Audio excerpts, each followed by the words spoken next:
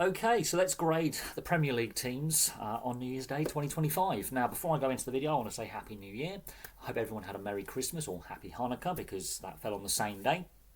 And anyone else, I hope you had a great holiday, festive period, and families all well, friends all well, and we're all going into 2025 with a positive mindset. Right, so let's grade the Premier League teams in reverse order from Southampton in last to Liverpool in first. And I've gone with the grading system of A to F, the old school grading system. And there's a couple of Fs in here. There's a few Ds and a few Es. Only three teams I've been given a grade A. So, Southampton, 20th, 6 points, F. Sack the manager, 6 points at this stage in the season. They're relegated. I cannot see Southampton getting out of this situation. It's been a dreadful season. A lot of bad losses in there.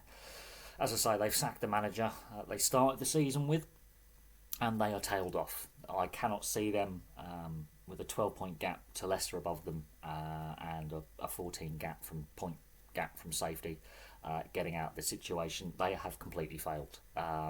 We could see a record-breakingly bad season.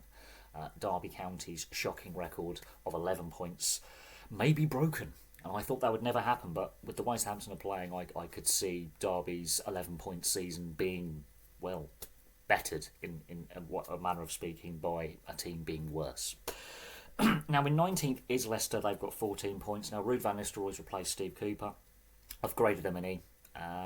The relegation zone, sacked the manager, replaced the manager. Disappointed with the size of the club, the fact they not well have recently won the FA Cup a few years ago. Obviously, a few years back won the Premier League. Were a top half team, a top 7 team, a competitive team. Dreadful season. Although I do hope that the board give Van Nistelrooy time. It's very condensed at the bottom of the table, but the first half of the season, that's a grade E for me. They've been poor as well. Ipswich are 18th, a point above them with 15. I've given them a D- because they've stuck with the manager.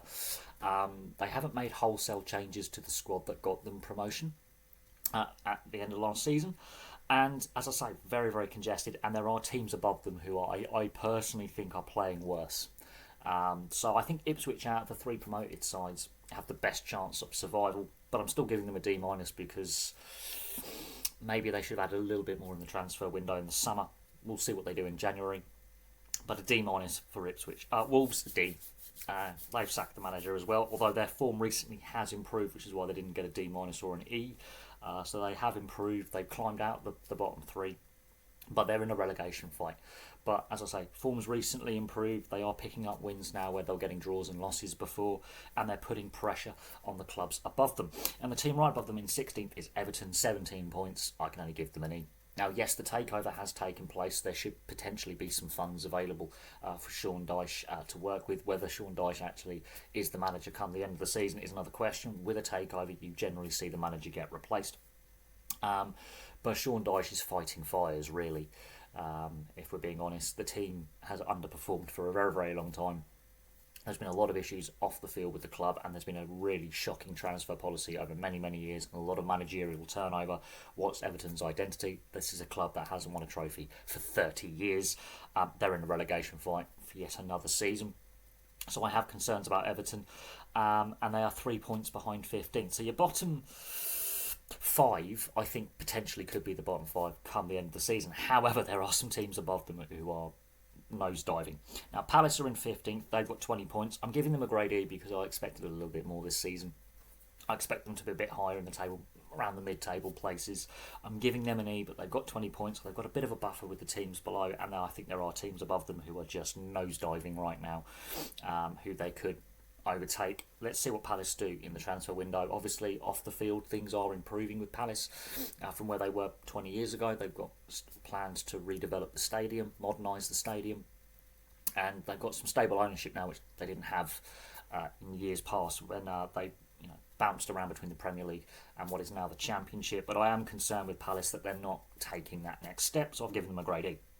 Manchester United, 22 points and in 14th. We haven't seen Manchester United this bad since the 80s. The world is healing. 22 points, grade F. Their form right now is shocking. I feel sorry for Ruben Amorim because he's come from a very stable, structured setup at Sporting Lisbon, and he's been thrown in to the deep end with Man United, where it's just an absolute shambles. I think Ruud van Nistelrooy should have been given the job, but there's real deep issues at Man United. A lot of negative headlines coming out about Jim Radcliffe and Ineos and their partial takeover and the cuts to the non-playing staff and charitable foundations and the state of the stadium. A lot of negativity, and on the pitch it's a disaster. There's issues with the squad, there's issues with the culture, and they're in a relegation fight. Quite honestly, they are in a relegation fight. Their form is shocking, absolutely shocking, and they are nosediving down the league. They were actually better off with Ten Hag managing. No jokes there. 13th West Ham, 23 points, giving them a grade E. They are underachieving massively, and Lopetegui may not see out the season. They are in a position they should not be in. They should not be in this position. It wasn't that long ago they were lifting a European trophy. Now they're getting sucked into the bottom half of the table. Their form has been poor. Some of the defeats have been poor. Performance is not great. 12th, Brentford, 24 points, grade C, bang average. Right where I expect Brentford to be. Very stable mid-table side. They could potentially do something in the FA Cup. They could go on a cup run. I think their form is decent, not great, not bad. They've stabilised as a Premier League club. It would be nice to see them take that next step. They've got the new stadium, which is a fantastic facility. Not the old Griffin Park, which had character, but it's a fantastic facility. They're making it their home. But I want to see a little bit more from Brentford. They could be... The potential's there, but they're strong, they're stable, mid-table, where they're expected to be, average. Spurs, 11th, 24 points, giving them a grade E because their form has gone Pete Tong as well. Ange Postecoglou is under Big Ange. A lot of pressure there. He's facing it in the media. And there's issues with Spurs as well as Manchester United and West Ham. Clubs that should be a lot higher up the table competing in the top 10, top 7, top 5, top 4. Whatever way you look at it, they should be a top half side. They're not. Their form isn't great and they are sliding down the table. There's a few clubs in the bottom half of the table that should not be there. However, things are cyclical, but with Spurs, got to ask questions of the ownership, what their ambitions actually are for the club, just to make money or win trophies and make money, which means they might have to spend some money to win. They still can't get that piece of elusive silverware. They've gone through a lot of managers, a lot of squad turnover, and again, it's been since 2008 since silverware tasted Spurs trophy cabinet. Brighton in 10th, 27 points, grade C. I think Brighton form slipped a little, which is why I've given them a grade C. But at points earlier in the season, I could have given them a B, B plus, A minus, something like that. So their form has slipped a little bit, but they're a solid Premier League side now, and they've had some good runs in the FA Cup in recent seasons. You know, they've been around the European places. Just in the last couple of weeks, form slipped a little bit, but it's very competitive top half of the table. There's some teams in the top half of the table who are overachieving and playing brilliantly. And then there's other teams in the top half of the table whose form is quite shocking. We'll get to them in a minute. Villa, first season back in the Champions League. I think that's having a bit of an impact on the squad. I've given them a C minus, 29 points. I expected a bit more of Villa this season. Very historical club, founders of the Football League. You know, they've won, the old European Cup, which is now the Champions League.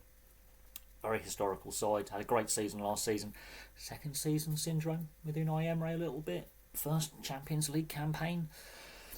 You can see that they should have added a little bit more in the transfer window, solidified that squad, looked at the squad depth. So I'm giving them a C minus because I expected a bit more from them. But I think juggling European commitments with league commitments and the domestic cups, I think is a tough act. I'm not saying they won't turn things around, but I'm a little bit disappointed with Villa. Fulham in 8th, 29 points, B. I'm quite happy with Fulham. They're doing good things. They finally decided to stabilise as a club in the Premier League again after being a yo-yo club for several seasons. Could they be a bit better? Potentially, but they've had some really good wins. That win against Chelsea, for example, fantastic. First in decades away from home. So I'm pleasantly surprised with Fulham. I've given them a grade B. It's Bournemouth who get the grade A, however. The first grade A we see, 7th, Bournemouth, 30 points, grade A, youngest defence in the major European leagues. I think the average age is about 21, 22.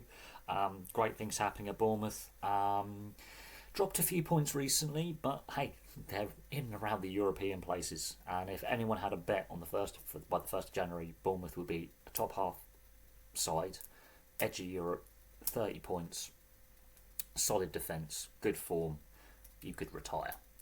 Bournemouth, people were expecting them to be down the bottom end of the table. They have really solidified themselves now, should be taken seriously, and in my opinion, potentially at the moment the biggest club on the south coast.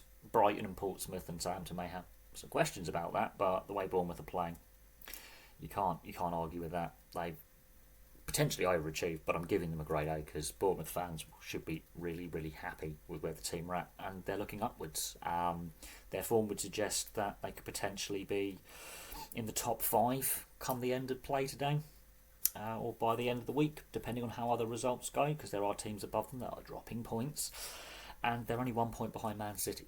So if you had that as a bet at the beginning of the season, the bookies would think you are either insane or insane, or not of sober and sensible mind. Now, Man City in 6th, 31 points, C-.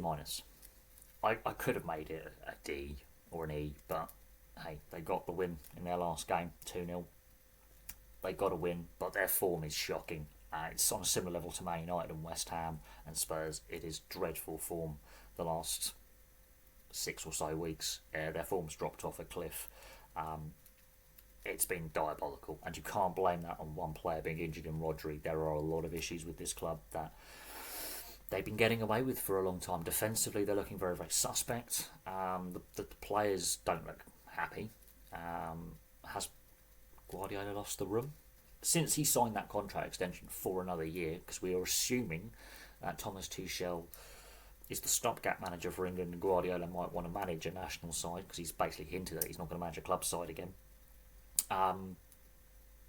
We shall see, but since that contract extension, it has been not great. And since the Haaland stay humble comments, their form has nosedived. And while they've got the win in their last game, they need to string together 2 or 3, because they have dropped a lot of points, a lot of defeats in there, some really bad losses in there, and they've gone from top 2 to 6th. So they've really slid, and the teams that have gone past them and the teams behind them in Fulham and Bournemouth are playing better. So I have concerns that Man City, if they have a bad game today or over this festive period, they could be as low as 10th potentially, with how Brighton, Fulham and Bournemouth are playing. And even Villa, if Villa can turn up and figure out a way to be a bit more consistent, Man City could drop as low as 10th. And I'm not joking with that. It's very, very congested from Brighton up to Man City. Very, very congested. Newcastle, I'm giving them a grade A. Their form recently has been outstanding. I think it's 4 consecutive wins now, 4 or 5 consecutive wins now. I think Eddie Howe needs a pat on the back. People were saying last season, it's falling apart. No, Newcastle can be quite satisfied with their season. Last season they were like Villa, juggling their first European season in a while.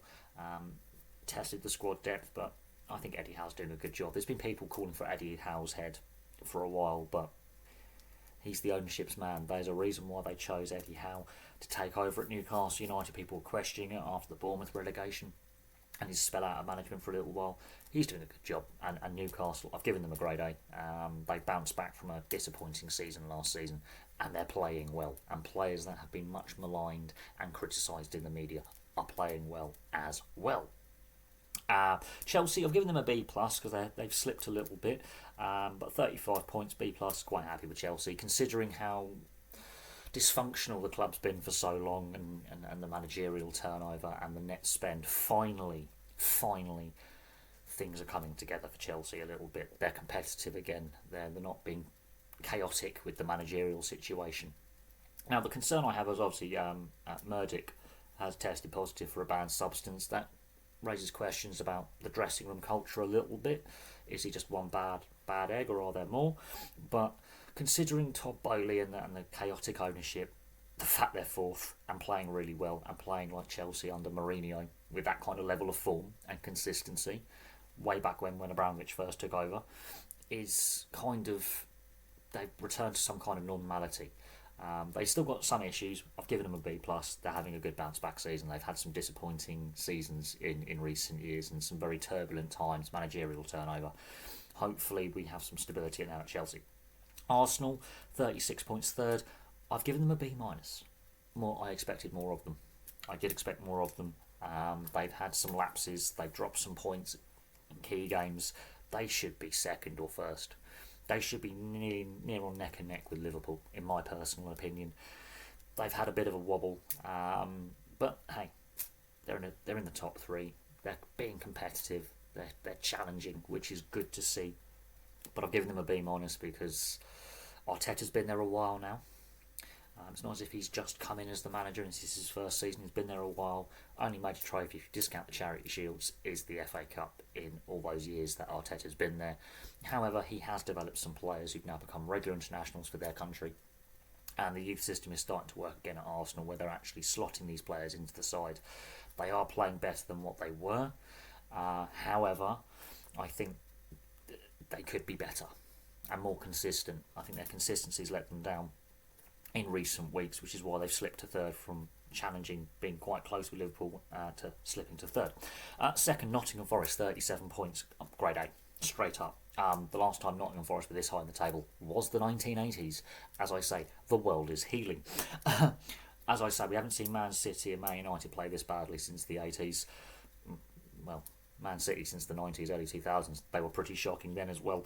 Nottingham Forest being this good and this consistent and playing this well with Nuno, considering how the Spurs, his time at Spurs didn't last very long and how he was castigated in the media and slagged off. He had a good job did decently with Wolves. Spurs was a disaster. Wrong man, wrong club. The dynamic wasn't right. Forest, my God, he's come in, turned it all around. People were saying they were going to get relegated this season. They're second. Haven't seen Nottingham Forest second in the league since the 80s. So, grade A, straight up, grade A. Liverpool, 45 points, clear at the top by, 8 points clear. Grade A. Arne Slot is, he's, slotted in. He hasn't had to change much. There's a few question marks over some players and whether they're going to stay at the end of the season, like Mo Salah and Trent Alexander-Arnold. But, hey, we haven't seen a Liverpool side this dominant, even when Jurgen Klopp wins the Premier League, this dominant, again, since the 80s. So, Liverpool, Nottingham Forest, the top two. We haven't seen that, as I say, since the 80s. You could not make that up. Liverpool being in the top two, top three, that's a given. But Forest being second and playing well, Liverpool, they look masterful as well. I think they're the two sides really in form. Newcastle as well. And Bournemouth shouldn't be discounted. These are the sides in form, which is why, your Bournemouths, your Newcastles, Forests and Liverpools, there's a reason why they get grade A's. Looking at how they finished 2024 going into this new year and the second half of the season, it's going to be interesting to see which clubs do what in the transfer market. But Manchester United are in serious trouble. Southampton in serious trouble. Spurs are falling off a cliff. Leicester and Ipswich, disappointing. Although I think Ipswich out of the three promoted sides are playing the best. Wolves starting to turn things around. Everton, big trouble. Palace, disappointing. There are some sides that are not playing well, but it shows how cyclical things are. Man City are not winning the league this season. Man City could miss out on Europe this season. Man City's season has derailed. They're probably going to pick up some more wins and turn things around a little bit, but questions do have to be asked of Man City this season. But out of the European places, I think there's no major surprises apart from Forest and potentially Bournemouth. But at the same time, there's a reason why those sides are where they are in the league. And so there we go. There's my grading of the EPL teams, the Premier League teams on New Year's Day 2025. Thank you very much for watching. How would you grade the 20 Premier League sides at this stage in the season, going into the second half of the season and into 2025? How would you grade them? It is all subjective, of course. Place your thoughts in the comments section below. I'll have some more content for you guys very, very soon.